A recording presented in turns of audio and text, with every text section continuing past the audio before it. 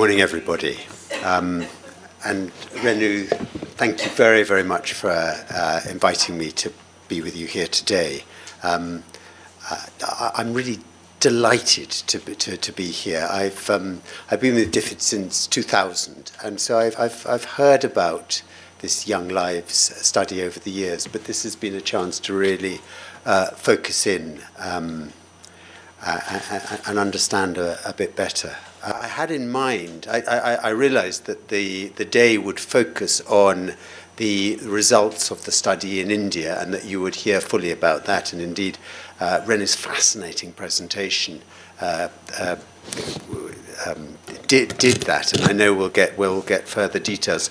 So I thought I'd talk a little bit about how the study that Young Lives, or that this has done in Vietnam, in Ethiopia, in Peru, as well as in Andhra Pradesh and Telangana, has informed DFID's policies internationally.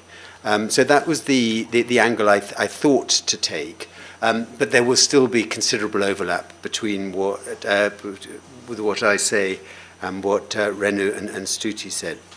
I have to say I'm quite proud about DFID's funding to Young Lives, and it does build upon a tradition that we have in the United Kingdom of long-term longitudinal research. And as Renu and Stuti have already said, the Young Lives research in India that we are celebrating today has provided some insights on critical development challenges facing. And for me, one of the key insights of the Young Lives research is the value of key entry points for policy interventions. Policy interventions designed to stem poverty and to foster well-being. Because those of us that work in development, I'm often sort of baffled by the multi-dimensional nature of poverty. You know, everything seems important. We need to do everything, and of course, that's a recipe for doing nothing. One can't do anything. But by following the lives of many people across several countries, people born into poverty, people living in poverty, people not born into poverty, that's provided a just fantastic insights onto what are the key entry points. We can't do everything, so where should we do something? Where should we do something in time, and where should we do something by particular types of interventions? Because if we identify those key entry points, then we can get disproportionately good value from our policy interventions. And it's a leitmotif for all of us working in development or in government, in public service as well, that we should base our intervention on evidence, and we should receive feedback from those we are seeking to work with, sometimes called beneficiaries. And it's astonishing how rarely we actually do that. But this Young Lives study provides a basis to target our policy interventions based on evidence, on working directly with the evidence from the people affected. And as Renu and Stuti have pointed out, this starts at the beginning. So the critical importance of those first 1,000 days, the critical importance of the nutrition status of the fetus and of the young child. And DFID has taken this on board. We compared with when I joined DFID 18 years ago, and now we are giving so much importance to nutrition programs and so much important to that early, the first 1,000 days.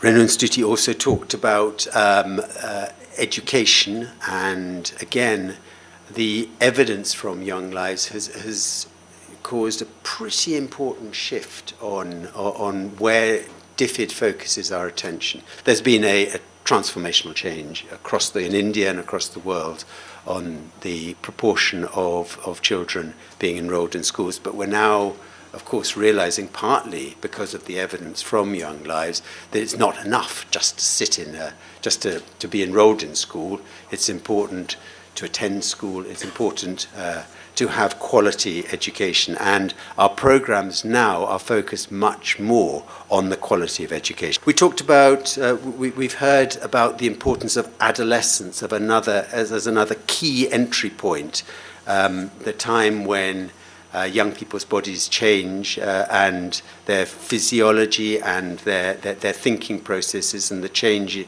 happens quite differently in boys and girls, and the importance of targeting this area in an informed manner through policy interventions. For example, how does one stop young marriage, early age marriage, child marriage? And one of the things that DFID has learned through the evidence from Young Lives is that punitive approaches actually are ineffective. Punitive approaches to stopping child marriage tend to just drive the practice underground. They don't stop it, and that instead we need to take a holistic approach, a multi-sectoral, a multidisciplinary approach to try and engender the changes in behaviour that are needed to end child marriage.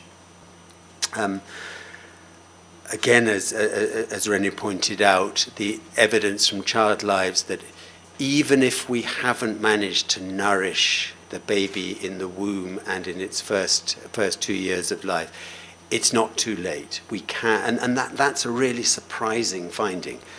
It's much more expensive to catch up later on. It's still much better for value for money if we can nourish the the fetus and the child early on.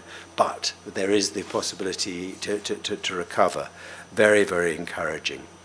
I was very interested in Stuti's comments on crime, and I wonder whether the Young Lives study has thrown anything up on what is it about nurture that will influence the values that youths that solidify in youths' minds during adolescence.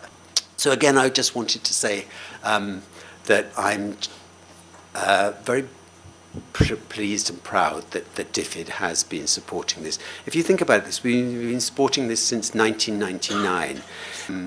And I want to congratulate Young Lives here. I want to congratulate Renu for her leadership in throwing up, in collecting and making available to us in such an accessible and interesting form the evidence.